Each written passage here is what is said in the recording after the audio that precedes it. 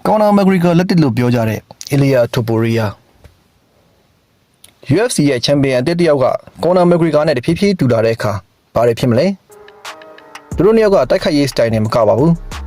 သူတို့ရဲ့ trash talk တွေယုံကြည်မှုတွေပွဲမတိုင်ခင်စကားပြောပုံပြောနည်းနဲ့လဲထိုးနိုင်စွမ်းတွေအကုန်ပြောရရင်တက်တူးတွေကအစတွားဆင်တူနေပါတယ်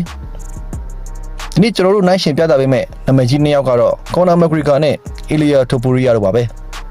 မိကွန်းလေးကတော့ဟျိုရှင်ပါတယ် UFC မှာတမိုင်းတကြော့ပြန်လည်လာပြီလား Conor McGregor ဆိုတာတာမန်တိုက်ခိုက်ရေးသမားတစ်ယောက်တော့မဟုတ်ပါဘူးသူကပွဲမတိုင်ခင်ပြိုင်ဘက်ရဲ့စိတ်ဓာတ်ကိုရိုက်ချိုးတတ်တဲ့သူပါသူဘာတွေလုပ်ခဲ့လဲဆိုတော့ဘယ်အချိန်မှအလဲထိုးမလဲဆိုတာကိုတိတိကျကျကြိုပြောထားတတ်တယ် press conference တွေမှာပြိုင်ဘက်တွေကိုစိတ်ဓာတ်ပိုင်းဆိုင်ရာချိုးနှိမ်ပြတယ် personal ထိပြီးဒေါသဆွတယ်နိုင်ပြီးသားပွဲတစ်ခုကိုဝင်တဲ့လိုမျိုးပွဲတွေကိုယုံကြည်ချက်အပြည့်နဲ့လမ်းလျှောက်ဝင်လာတတ်ပါတယ် Ilia Topuria ကရောသူ့မျက်နှာကတော့အမြဲတမ်းပြုံးနေတတ်တယ်သူ့ကိုကြည့်ရင်အေးဆေးဆေးပါပဲဒါပေမဲ့သူတို့နှစ်ယောက်ရဲ့ energy ချင်းကတွားဆင်တူနေပါတယ်သူကလည်း champion တွေကိုတဲစိန်ခေါ်ရဲတယ်ပွဲကိုစောစောစီးစီးအဆုံးသတ်ပြမဲ့အကြောင်းတွေအတွန်းဆုံးမရှိပြောတတ်တယ်ပြိုင်ဘက်ကိုပွဲမစခင်သွေးအေးနဲ့တောင်းပန်တာတွေလုပ်ပါတယ် sorry ငါမင်းကိုအလဲထိုးရမယ့်အတွက်ခွင့်လွတ်ပါဘာညာပေါ့ပြီးတော့ပွဲမတိုင်ခင်ကြိုပြီးအောင်ပွဲခံတတ်တဲ့အကွက်တွေလည်းလုပ်တတ်ပါတယ်သူပြောစကားကတော့ဒီပွဲကိုငါဂျင်က training လုပ်ကြတဲ့ကကြိုနိုင်ပြီးသားအခုပွဲကခပတ်ကိုလူအများရှိမှလာယူတဲ့သဘောပဲတဲ့သူ့ရဲ့ confidence level ကတော့ so high ပါပဲဗျာဒါက MMA လောကမှာတွေ့ရခဲပါတယ်ဘာလို့လဲဆိုတော့ fighter အများစုကကျွန်တော်တို့အကောင်းဆုံးကြိုးစားတော့မှာပါလို့ပဲပြောတတ်လို့ပါဒါပေမဲ့ဒီနေ့ယောက်ကတော့မတူပါဘူးကျွန်တော်ရလက်ကိုကြိုတိပြီးသားလို့ပြောတတ်တယ်ငါမင်းကိုအလဲထိုးပြမှာဘယ်အချီမှာဆိုပြီးပြောတတ်ပါတယ်ပြီးရင်လည်းပြောတဲ့အတိုင်းတကယ်လုပ်ပါတယ်ဒါကသူတို့ချင်းတူညီတဲ့ပထမဆုံးအချက်ပါပဲ trash talk style တွေမှာလည်းတူညီမှုရှိနေပါတယ်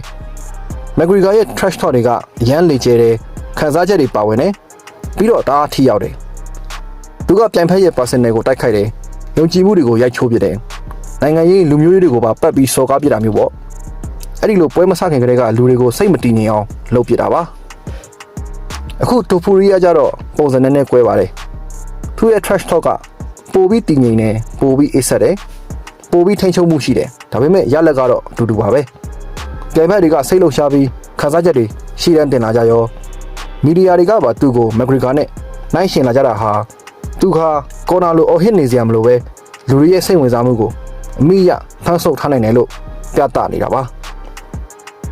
သူတို့နှစ်ယောက်လုံးနားလည်ထားတဲ့အချက်တစ်ချက်ကပြိုင်ဘက်ရဲ့စိတ်ကိုအရင်နိုင်လိုက်ရင်ပွဲထဲမှာနိုင်ပွဲရဖို့ကပိုလဲသွားပြီလို့ယူဆထားကြပါတယ်တူညီမှုကဒါတည်းမကလေးပါဘူးသူတို့ရှောက်လန်းနေတဲ့ weight တန်းလန်းချောင်းကလည်း copy ကူးထားလို့လိုမျိုးစင်တူနေပါတယ် Conor McGregor ဟာ featherweight 145ပေါင် weight တန်းမှာဘရင်ဖြစ်ခဲ့ပြီးတာနဲ့ဂျင်းနဲ့မနေပဲ lightweight 155ပေါင် weight တန်းအထိတက်ပြီး double champ ဆိုတဲ့တမိုင်းဝင် status ကိုယူခဲ့တာပါအခု Topuria ကလည်း featherweight ကိုစိုးမိုးပြီးတာနဲ့သူ့ထက်လူကောင်ကြီးတဲ့သူတွေရှိတဲ့ lightweight တန်းမှာပဲ champion ဖြစ်နေပါပြီသူကလည်း double champ ပါပဲပြီးတော့အဓိကတူညီတဲ့အချက်ကသူတို့ရဲ့လက်တီးပြင်းအားပါပဲသူတို့နှစ်ယောက်ရဲ့လက်တီးကသူတို့ weight တန်းနေတဲ့ကလူတွေထက်ပိုပြင်းပါတယ် McGregor ဟာတိုင်ဘက်ကိုလဲသွားစေတဲ့ left hand ဆိုတဲ့ဘယ် white လက်တီးဆိုတဲ့လက်နဲ့ရှိသလို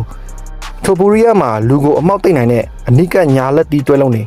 ရှိပါတယ် McGregor ဟာဝိုင်းရဲ့လက်ကျင်းတွေကိုအနိုင်ရခဲ့ပြီးသူ့ရဲ့နာမည်ကိုတိစောက်ခဲ့တာပါရှုံးပွဲမရှိချန်ပီယံ Jose Aldo ကို73စက္ကန့်နဲ့အလဲထိုးခဲ့ပါတယ် LD Everest ကိုဖြုတ်ပြီး double champ ဖြစ်လာခဲ့တာပါဒီလိုနဲ့ပဲသူကကမ္ဘာအဆင့် superstar ဖြစ်လာခဲ့ပါတယ်အခု Topuria ကလည်းဒီလမ်းကြောင်းကိုလိုက်နေတယ်လို့ပါပဲ Volkanovski Max Holloway Charles Oliveira လို့